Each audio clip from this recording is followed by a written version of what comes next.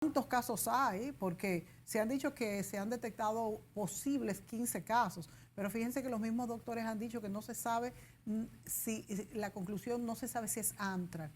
Entonces, ¿cuál es el escenario, doctora Madeline, de esto? Porque se dice que, dijo el doctor Encarnación, que por los que se contagian por el aire son más graves que los que se contagian por el estómago, o sea, el sistema intestinal. Entonces, ¿cuál es el panorama real?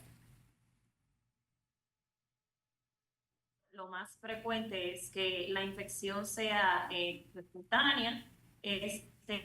Hay un riesgo de que los pacientes presenten manifestaciones respiratorias por un contagio a nivel inhalatorio.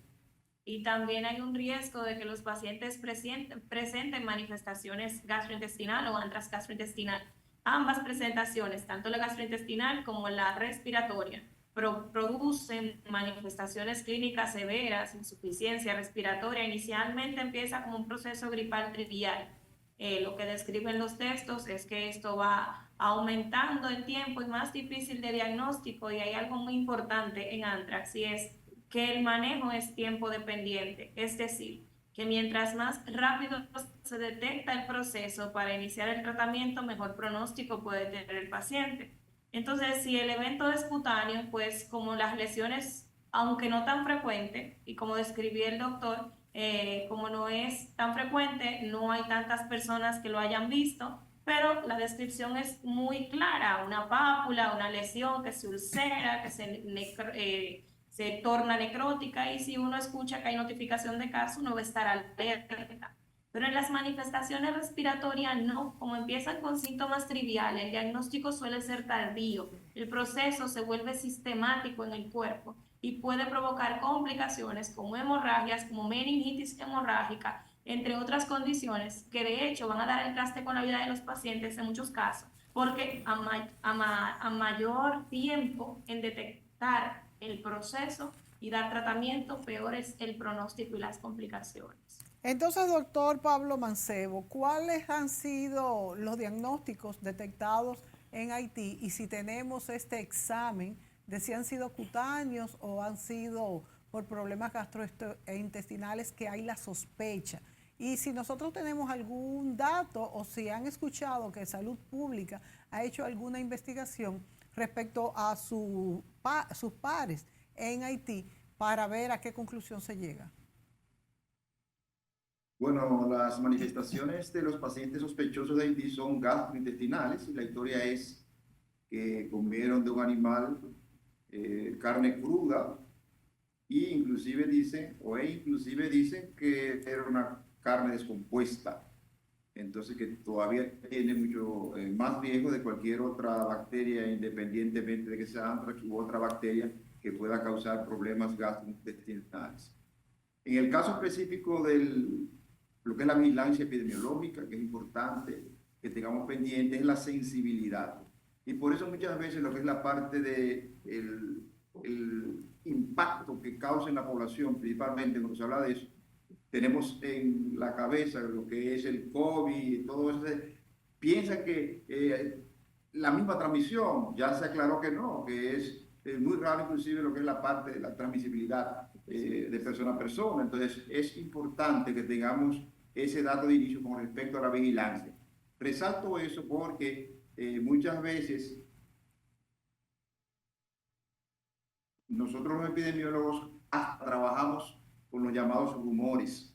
O sea, los rumores de alguna patología la investigamos. Y por eso, por ejemplo, ya hemos dejado hasta ahora el nivel de sospechoso dentro de la definición de caso, porque oficialmente, como había mencionado ahorita, no se ha confirmado, no se han confirmado los casos sospechosos que hay en Haití.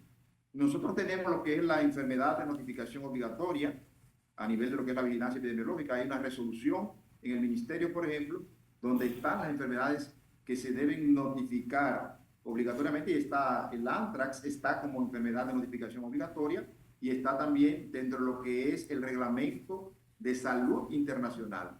O sea, por eso se hace tanto énfasis que se ha interpretado que esa alerta ha sido como inadecuada, pero desde el punto de vista epidemiológico es una alerta que está correcta, porque tenemos que irnos delante del problema.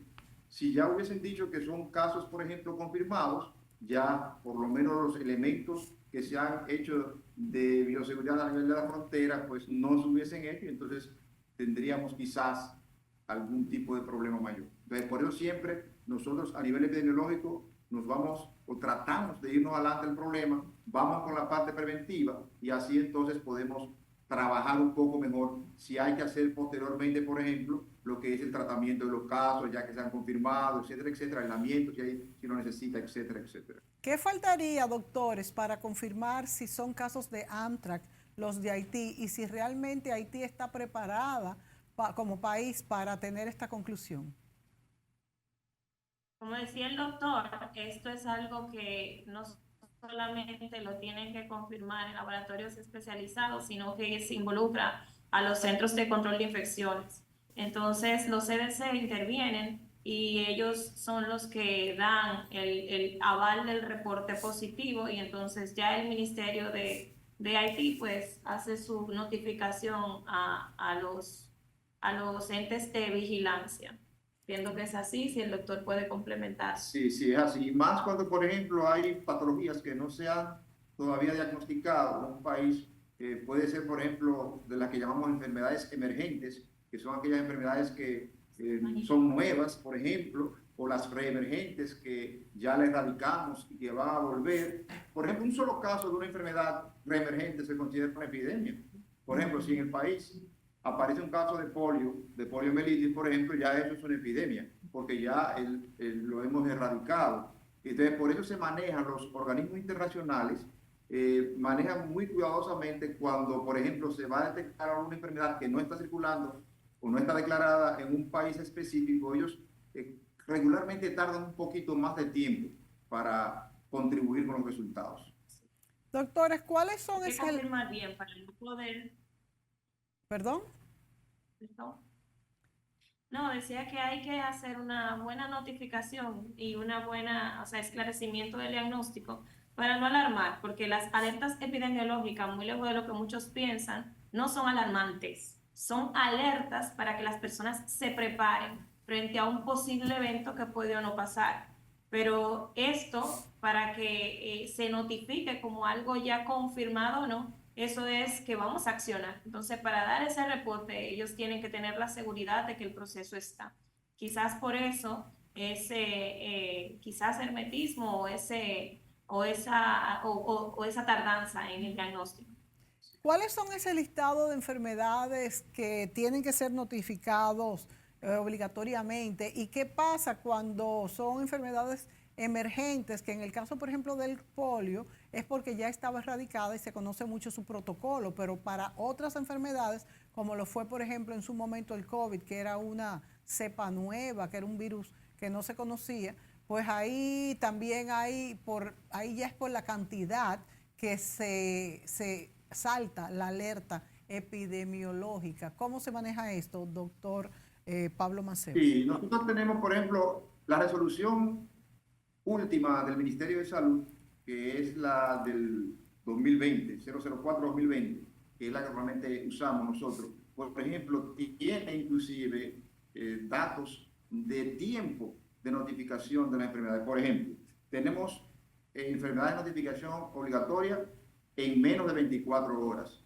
Por ejemplo, si nosotros llega una enfermedad meningocócica o una meningocopsemia, como se le llama muchas veces, que es un evento muy agudo y que de alta mortalidad, pues entonces nosotros tenemos que notificar, por ejemplo, una meningocopsemia antes de las 24 horas en el paciente. Pero entonces, de esas que son de 24 horas, tenemos 40 enfermedades que se deben notificar, pero dentro de esas 40 enfermedades hay muchas enfermedades de esas que son enfermedades inclusive que no tenemos activas en el país, pero como mencioné ahorita, lo que es el llamado reglamento internacional, la incluimos, porque así como está, por ejemplo, el Anthrax, no tenemos Anthrax, pero está dentro de las enfermedades de notificación obligatoria dentro de las 24 horas. O sea que si llega un paciente con sospecha de Anthrax en el país, debe ser notificado en menos de 24 horas al sistema.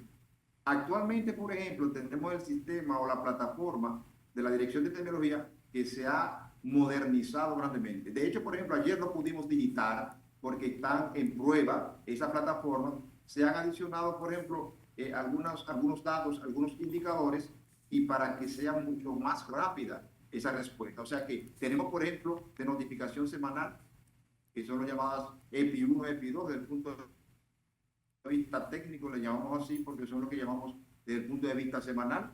Algunas enfermedades agudas, los EPI 1, las enfermedades crónicas, los EPI 2, e inclusive hay enfermedades que se notifican mensualmente. O sea que eso es un elemento importante. Lo que sí es de gran importancia de que se notifiquen, y cuando lo hacemos dentro de su lapso es lo que llamamos los epidemiólogos una notificación oportuna. Eso es muy importante, Sí. la notificación, porque son enfermedades contagiosas que pueden tener una alta mortalidad. ¿Qué tan rápido o podría propagación, propagarse? o Rafaelito? propagación. Ese es el key del asunto. Cuando el antrax se usa o se usó o se está preparado en algunos países para entrar como arma biológica, es otro capítulo, ¿no? Donde el antrax está en la clasificación A, como el germen más fácil de utilizar en ese sentido. Y está controlado Pero en los otros casos, lo que hablamos de antrax natural, la forma natural que se propaga esa enfermedad. Y por la alta mortalidad en el caso del antrax, sobre todo respiratorio, que podemos tener una mortalidad no tratada de 100%. Wow. Pero el antrax intestinal tiene una mortalidad más baja, se acerca al 40%. Pero el antrax de piel es poca, 5% no tratada, porque como Madeline explicará, supongo un ratito más tarde, el antrax cuando es tratado es fácil de tratar en su forma natural. Y se erradica. No así. Se No, erradica, se la cura. erradicación es un problema más complejo, porque hay que darle alerta y el germen dura hasta 65, 100 años en la tierra.